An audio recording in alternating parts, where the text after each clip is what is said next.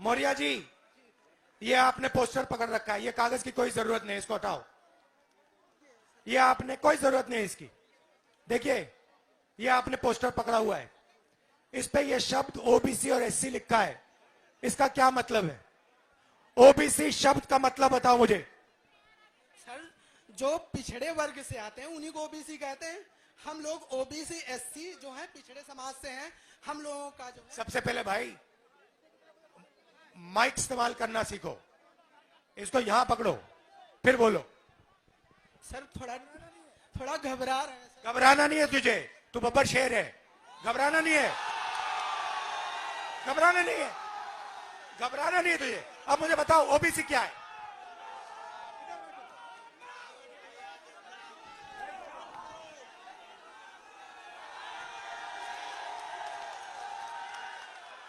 बताओ ओबीसी क्या, बताओ।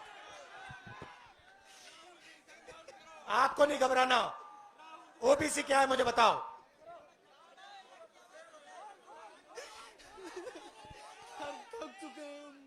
बोलो बोलो बोलो, ओबीसी क्या है मुझे, ओबीसी क्या है मुझे बताओ।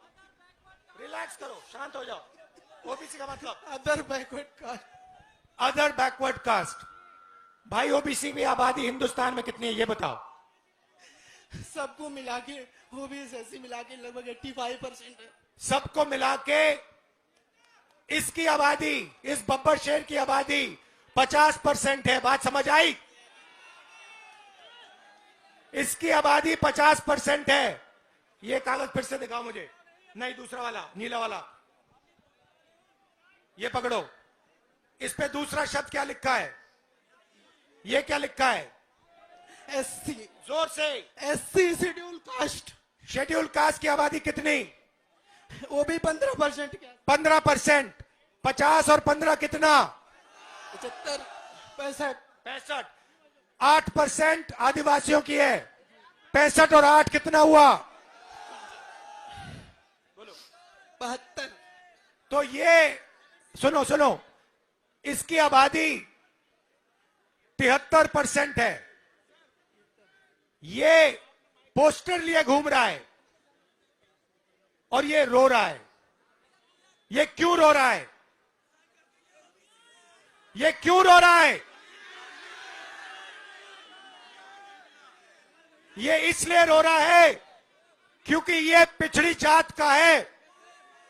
ये इसलिए रो रहा है क्योंकि इस देश में इसके लिए कोई भविष्य नहीं है। सही बात बोली मैंने? इसका कोई भविष्य नहीं है और हमारा काम 73% का काम इसके लिए भविष्य बनाने का है। इस देश में दलित, पिछड़े, आदिवासी 24 घंटा दबाए जाते हैं, उन पे थूका जाता है, उनको धमकाया जाता है, उनके रास्ते बंद किए जाते हैं। यह सच्चाई है देश की। मैं आपसे पूछता हूं, 200 सबसे, आपसे पूछूंगा मौर्य जी, 200 सबसे बड़ी कंपनियां हिंदुस्तान में, अदानी वाली, अंबानी वाली, टाटा वाली, बिरला वाली, सुने होंगे नाम आपने। आगे पीछे देखो, नाम दिख जाएंगे। मुझे बताओ मौर्य जी, इन 200 कंपनियों के मालिकों की लिस्ट में मौर्य जात के कितने लोग हैं बताओ। कोई नहीं है सर। भाई और बहनों, मौर्य जात का कोई नहीं है। चलो बताओ भैया, यादव कितने? कोई नहीं है।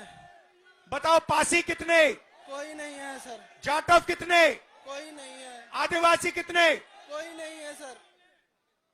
कुर्मी कितने? कोई नहीं है सर। लोधी कितने? कोई नहीं है।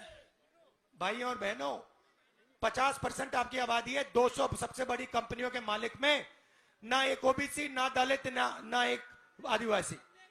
अब मौर्य जी मुझे कहेंगे, देखो भैया, मैं मालिक नहीं बनना चाहता, मैं तो मैनेजमेंट में जाना चाहता हूं। तो बताओ मौर्य जी, 200 सबसे बड़ी कंपनियों के सीनियर मैनेजमेंट में आपके कितने लोग? कोई नहीं है सर। जोर से बोलो। कोई नहीं है। कोई नहीं है। तो मैनेजमेंट में कोई नहीं, मालिकों में कोई नहीं। 73% आबादी का हिंदुस्तान की सबसे बड़ी 200 कंपनियों में कोई नहीं।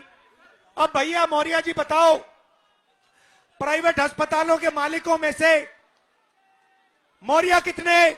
मुझे किसी का पता नहीं है मौर्य। कोई नहीं, मैंने लिस्ट निकाली है, कोई नहीं। अब बताओ, प्राइवेट यूनिवर्सिटी कॉलेजेस के मालिक में 73% के कितने? कोई भी नहीं। अच्छा बताओ, हाई कोर्ट में 650 हाई कोर्ट जज हैं, उनमें से बता दो मौर्य कितने? एक भी नहीं है। मुझे बताओ मौर्य जी, ये मीडिया वाले चक्कर काट रहे हैं, इनके मालिकों में से मौर्य कितने? कोई भी नहीं है। ओबीसी कितने? कोई भी नहीं है। दलित कितने? कोई भी नहीं है। पिछड़े कितने? कोई भी नहीं है। अब बताओ, मीडिया में कोई नहीं, सबसे बड़ी कंपनियों में कोई नहीं, तुम कोर्ट्स में कोई नहीं, तो मौर्य जी तेरे आदमी हैं कहां? कहीं नहीं है सर। तेरे आदमी मजदूरी करने देश में। मनरेगा की लिस्ट निकालो, ओबीसी दिखेंगे, दलित दिखेंगे, आदिवासी दिखेंगे। कॉन्ट्रैक्ट लेबर की लिस्ट निकालो, ओबीसी दिखेंगे, आदिवासी दिखेंगे, दलित निकलेंगे। अब सुनो, अब मैं आपको बताता हूं, तुम लोग ये कागज लिए बैठे हो ना, पेपर लीक वाले, हेलो जरा आने दो मौर्य। मौर्य जी बैठे रहो। मौर्य नीचे नहीं बैठना, ऊपर बैठना है। अब मौर्य जी, अब मैं आपको बताता हूं ये पेपर लीक में क्या हो रहा है। बात समझनी है आप लोगों को? समझनी है? अब 73% कौन है? दलित, आदिवासी, पिछड़े। उसमें 15% आप माइनॉरिटी जोड़ दो, ठीक है? सिख, मुस्लिम, ईसाई, ये सब जोड़ दो, और 4-5% गरीब जनरल कास्ट के जोड़ दो, ठीक है? तकरीबन हिंदुस्तान की 90% आबादी। अब ये क्या करते हैं, इनको सबसे पहले एक झूठ बताया जाता है। छोटे छोटे बच्चे पैदा होते हैं, इतने बड़े, उनको कहा जाता है बेटा तू अगर पढ़ाई करेगा, आजा बेटा तू अगर पढ़ाई करेगा, आईएएस में, आईपीएस में, रेलवे में, इधर उधर नौकरी मिलेगी। ठहर जाओ ठहर जाओ ठहर जाओ ठहर जाओ, सुनो। उसको कहा जाता है, इतने बड़े बच्चे को कहा जाता है बेटा तू पढ़ ले, तेरे बाप के जेब में से 5-6 लाख रुपए निकालकर प्राइवेट कॉलेज में डाल दे, प्राइवेट यूनिवर्सिटी में डाल दे, कोचिंग सेंटर में डाल दे, और फिर तुझे आईएएस, आईपीएस, वो देखो बीजेपी वाले झंडा उठाएं, हेलो हेलो,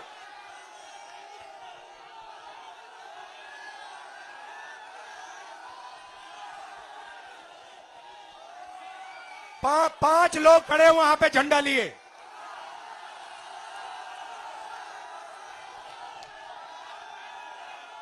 वो देखो झंडा भी डाउन कर दिया। तो उनको कहा जाता है बेटा बड़े होके आईएएस में जाओगे, पुलिस में जाओगे, इधर उधर जाओगे। आप 5 लाख 10 लाख रुपए डालते हो और फिर क्या होता है, आपका पेपर लीक हो जाता है और वही 2-3-5% लोगों को % मार्क्स मिल जाते बिना कोई काम किए, आप देखते रह जाते हो। भाई और बहनों, आप पिछड़े हो, आप दलित हो, आदिवासी हो, आपका काम सड़कों पे लिए ऐसे पोस्टर लिए घूमने का है, ये आपका काम है।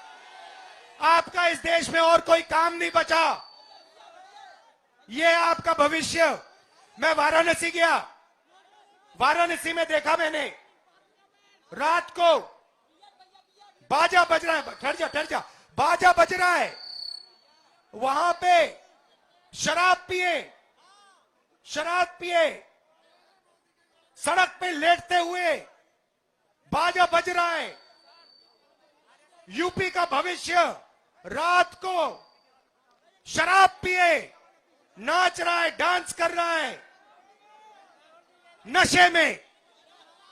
दूसरी तरफ राम मंदिर खुलता है। राम मंदिर में आपको नरेंद्र मोदी दिखेगा, आपको अंबानी दिखेगा, आपको अदानी दिखेगा, आपको हिंदुस्तान के सबसे अरबपति दिखेंगे। आपको एक पिछड़ा नहीं दिखेगा, आपको एक दलित नहीं दिखेगा, आपको एक आदिवासी नहीं दिखेगा। क्यों नहीं? ये वो आपकी जगह नहीं भाई और बहनों। आपकी जगह सड़कों पे भीख मांगने की है। आपका काम हिंदुस्तान में सड़क पे जाकर ऐसे पोस्टर दिखाने का है। और उनका काम, उनका कुछ नहीं होगा भैया। उनका काम पैसा गिनने का है।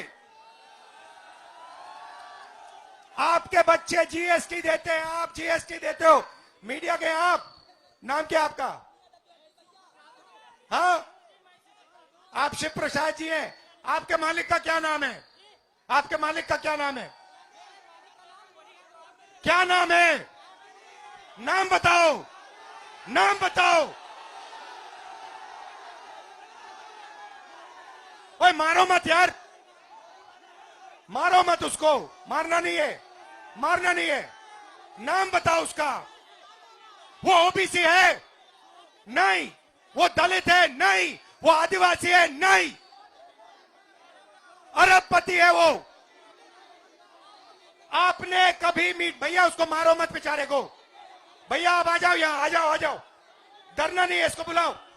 आ जाओ, आ जाओ, आ जाओ। मारना नहीं है इसको। आओ इधर, इधर आओ भाई, इधर लाओ इसको। आ जाओ, आप रिलैक्स करो, रिलैक्स करो। यहां आ जाओ बस शांति से।